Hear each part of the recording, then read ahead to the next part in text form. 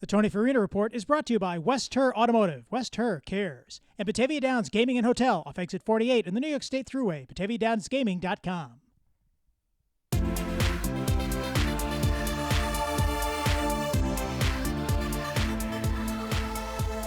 Welcome back to The Big Picture.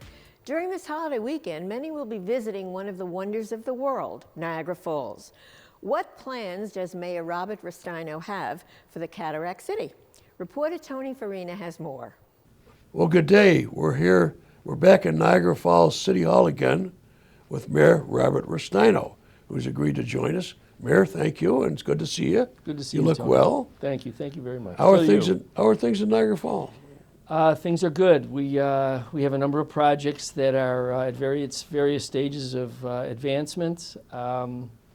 It's nice to see each one of our weekends has been more exciting than the last. Our concerts on the street have been great, both at 3rd and down on Old Falls Street. So we've had people all about our community, and it's great. It's great to see people sort of. I always say it's kind of like they're stretching out again. They're getting out and doing things again, and that's great. We're getting back to normal. Yeah. In some fashion. Yeah. Now, when you were running for mayor not too long ago, a former judge and a successful lawyer, etc.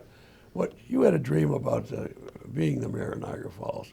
Now that you're here, and there's good and bad, how do you feel about it? You glad you got here, and do you want to leave a legacy? I'm sure you do. Yeah, yes, I'm glad I'm here. On balance, the idea is to try and help the community, move the community forward, right?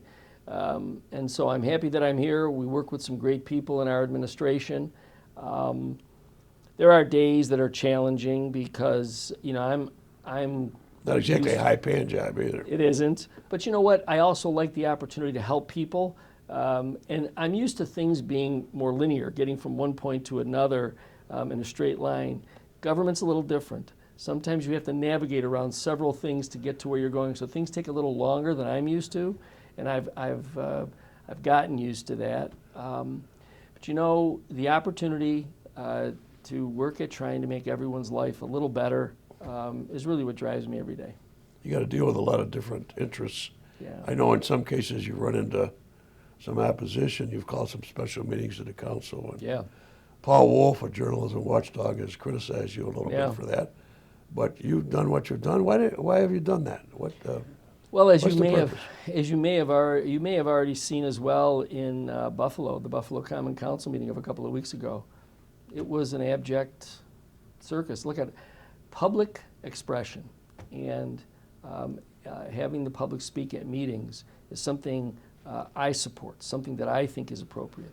What is happening at our council meetings, and it's been happening since last November, is more in the nature of just raucous protest. And protest is also part of the American fabric. But protest would occur. You want to protest out on the street, you want to do what you want to do and protest something that you object to, fine. But there should be some dignity in these government proceedings. We had a government proceeding last week where a council member was called a one-eyed pirate, and another person came to the microphone and started swearing. That's not a dignified, and by the way, that's just one example of what has been happening at those meetings since November. My concern is we have a nearly $100 million enterprise here that we're trying to operate.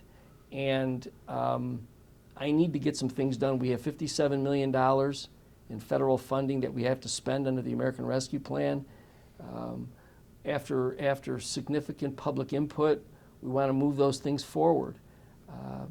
If the conversation, if the debate, if the commentary for the good of the community was truly for that, I used to attend those meetings.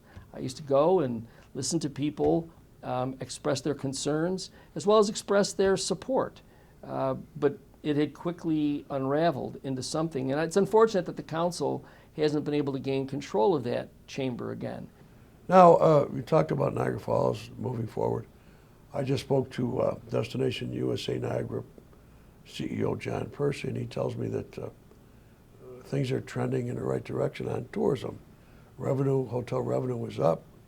Last year was up, and it's moving upwards through June this year. And so that's positive. There's certainly some positive things here. Oh, absolutely. That's one of them. Absolutely. All of our tourism revenue numbers are up anywhere between 10 and 20% year over year. And you're right, that is a positive thing. We continue to market to the Great Lakes area, Mid-Atlantic region, and the East Coast in an effort to draw people from neighboring states into our area. You know, a lot of the international travel remains challenged. Hopefully that'll come back. Yeah, you know, it's hopeful. But we needed to pivot into something else that would keep us still relevant in the minds of everyone that's out there. You know, the funny thing is, we were, I was sharing with John a few weekends ago, this article came out and it said the 12 most important things you have to do when you visit Buffalo. And they ticked them down from 12 to 1. And the number one thing to do when you visit Buffalo is go to Niagara Falls. So it's clear that Niagara Falls continues to be that destination that people that come to Western New York look for. And so we need to continue to build on that brand, build on that reputation. We need to add more attractions and more entertainment. In that regard, I know you're pushing a plan for a park called Centennial Park, and a gateway to the city in a way, on John Daly Boulevard and Falls. Mm-hmm. And it would have a lot of things in it, sure, as you envision it. Sure, it would include, you know, a skating or water feature that actually would be landscaped. It would have a landscape covering so that in the winter it would be a place for sledding for it's about 12 acres kids. as you envision. Yep, 12 acres. Yeah. It would include an adventure course, and then it would include about a 6,000 or 7,000 seat event center that would allow us again to have the kinds of entertainment, attraction shows, concerts that the community used to enjoy. It also is really designed, and you know, my concept is to bring locals back downtown. The idea, the local community used to really be the lifeblood of downtown. Once, you know, after the Seneca Casino arrangement was made with the state of New York, a lot of what was down there changed. And so as a consequence, a lot of locals no longer felt like downtown was theirs anymore. There was nothing for them to go down there and do. Now we've seen some life now along the 3rd Street corridor. Old Fall Street has begun to show some new life as well. We think Centennial Park will do a couple of things. One, it will provide another catalyst for more activity, more development along Niagara Street. Two, it'll bring more traffic, and most especially in those months that are difficult for us in the hospitality industry, those months from, say, November to March, right? Because if you have events scheduled in that area, people are coming down. Plus, the way the park is envisioned, it's envisioned to be used 12 months. Well, there's one obstacle right now to the Centennial Park plan, Niagara Falls redevelopment, which has been around for about 23, 24 years. They took over 140 acres or so in 1997. And that's Howard Milstein's group. Right. And while they've had a number of proposals, nothing's really come to pass. Right. And they want to build a data center where you want to put Centennial Park. Now, I know you're still in negotiations with their representative here and the group, the Milstein group, Roger Trevino, who was a supporter of yours when you ran. Where do things stand now with those negotiations? And if they're unsuccessful, you've talked about an eminent domain procedure to acquire the 12 acres you need for Centennial Park. Yeah, we've continued conversations between our council and Council for NFR. We think that the eminent domain track keeps our conversations on track. Lets us know that we need to have you know, very engaged conversations. This isn't something that we want to just sort of linger around. We've had the first half of our public hearing, which is required under the eminent domain law. We're going to reopen the hearing to include information now on the environmental impact statement that we've had done. And you know, then once the public hearing is closed, then there's a 90-day period and then action could commence as soon as 90 days. Could that process, how fast would that process happen once it's commenced? I mean, assuming you're successful. Well, the idea behind eminent domain is just that. It's designed to move quickly. You know, you and I both know, with all of your experience in and around the legal profession, sometimes cases get bogged down. You know, they go on and on and on and on and on. Well, the eminent domain law is designed purposely to expedite that, to put these types of cases at the front of the list, to determine A, is it a public purpose, and B, if it is, what's the fair market value? Those two questions, once determined, clears the track and off we go. Just happened, obviously, as you know, it just happened in Amherst. You know, we've had 25 years that the property's been dormant. You know, the newly proposed plan by NFR, that area is not even zoned for that type of development. So they would have to acquire some properties too, wouldn't they? Well, their intent is to use the same 12 acres. And so for them, they believe that those 12 acres would be the appropriate site to put these buildings on. Now, I've been out to the company that they're talking with. I've been out to their Richmond Hill facilities. It's like any other industrial park where you have these concrete buildings. Quite honestly, as I said, number one, it's not zoned for that, and number two, that area that we're talking about, and number two, you know, those concrete buildings can go just about anywhere else. We're proposing an industrial park out north of Porter Road, and we've given that up to them as a possible option. There's really only one spot for Centennial Park, and that's downtown, right in the middle of the things that are going on down there. You know, to put these concrete buildings, they really can go anywhere else. Are you still hopeful, Mayor Restaino, that there can be some agreement here? I'm always hopeful. I mean, I think reasonable people can agree that both projects can exist. We just need to get to a place where the parties recognize the value of having Centennial Park downtown as opposed to what essentially would become a light manufacturing center in the middle of our downtown area. Once that happens, both these projects can go forward. One last question. I know we're almost running out of time, but the Seneca Gaming Compact with the state is up for renewal after next year. Right.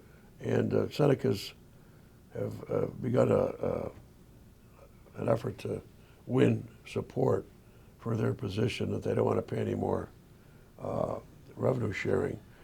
They say that they haven't gotten the exclusivity that they thought they were going to get. So that could be a very contentious bargaining session on the new compact. So we'll have to wait and see. But right now, it looks like it's going to be a tough road to get something done. Yeah, I agree. I think that it is going to be a tough road. I'm aware of the campaign by the nation. You know, unfortunately, we'll have 20 years of history to look back on, and there's some things that were done great and some things that were done not so great. There's probably some things that I think either side would wish they could just pull back. But the reality is we have to coexist. And so ignoring the need for a legitimate, honest, fair compact is really unfair to everyone. And most especially, and I say this as one of those locations, most especially the host communities. You know, it's 51 acres in downtown Niagara Falls. And they're our neighbors, and we have to attend. They employ people. Yeah, they employ people. We have to attend to their infrastructure needs. And so for us, it's really important that we get down to the business of getting that agreement concluded. Well, Mayor Restaino, thank you very much. I know you're enjoying your time here in City Hall. You've got a lot of challenges still to face and are facing every day. And I hope things go well for you. I appreciate it, Tony. It's always great to talk to you. And you know what? In the end, we'll do the best we can while we're here. I think that we'll leave the city better than the way we found it. And you know, who knows? We might be able to, you know, knock it out of the park with Centennial Park, and that'll be great. We'll be watching. Thank you very much, Mayor Restaino. Thanks, Tony, for that report. Another event coming up as the summer wraps up is Music is Art. We recently had a chance to catch up with Buffalo's own Goo Goo doll, Robby Takac, to tell us more as he celebrates the 20th anniversary of this iconic celebration of music and art. Tell us what the mission of Music is Art is. It's to raise awareness for the arts and the importance of the arts and music to the community at large here in Buffalo. How has it changed? It's 20 years since you actually came up with this idea and have been doing it. How has the whole event changed over the years? I was just speaking to someone earlier about how it felt like at the beginning I was a completely different person when this started. It was about the excitement that could be created. But I think from what I realized is that when that excitement was created, that excitement could be harnessed and could do some pretty fun, exciting, educational, and just good things. So we've been trying, for the past couple decades, to channel that energy into some positive things. Describe a little bit what takes place during the event. We have artists, we have live artists, we have DJs, we have dancers, we have all sorts of music. We have augmented reality, we have glass blowers, craftsmen, oh my God, I could go on and on. Performance artists, it just keeps going. We just assemble as many people, and you know what, half the time I don't even know what's gonna happen. Like, people just show up. There's been bands set up before, and I'm like, where did this band come from? We don't know where they came from, but they were amazing, and it happens often at this. So we encourage people to bring their guitars or bring their paint sets and become part of the event. And what I think is so important is that you're so loyal to our community and that it's taking place here in Buffalo. That has a lot of meaning to you, doesn't it? This is where I live. This is where my kid is growing up, and this is where I grew up, and this is where I watched cartoons when I was little. I love this place. And I think, I'm sure you would agree that music has a lot to do with every kind of music, bringing people together. Yeah, it gives people a reason to stand together and focus on one thing and focus on how they're similar in that way. And I think that your differences seem a little less important when you're celebrating something together. And I think music plays a part in that for sure. Now, we understand you're going on tour again for the first time in I don't know how long. So are you excited about that? I am. I haven't done it in 3 years, so it's going to start up in a few days. And I haven't been home for this long since I was like in my 20s. So there's a little bit of a ramping up that we're gonna have to do over the next month and a half, but I'm super looking forward to it. We're so excited that you're back home, and we're so looking forward to Music is Art. I appreciate that. Thank you. As we end this edition of The Big Picture, we take a moment to salute the retired president and CEO of Shays Performing Arts Center, Patrick Fagan. He was honored at the recent Shays Gala, when hundreds gathered on the main stage and Shays 710 Theater to raise money for the crown jewel of Buffalo's theater district. Mayor Byron Brown proclaimed Sunday, August 28th as Patrick Fagan Day in Buffalo. Congratulations. We'll hear more from Patrick in an upcoming edition of our program.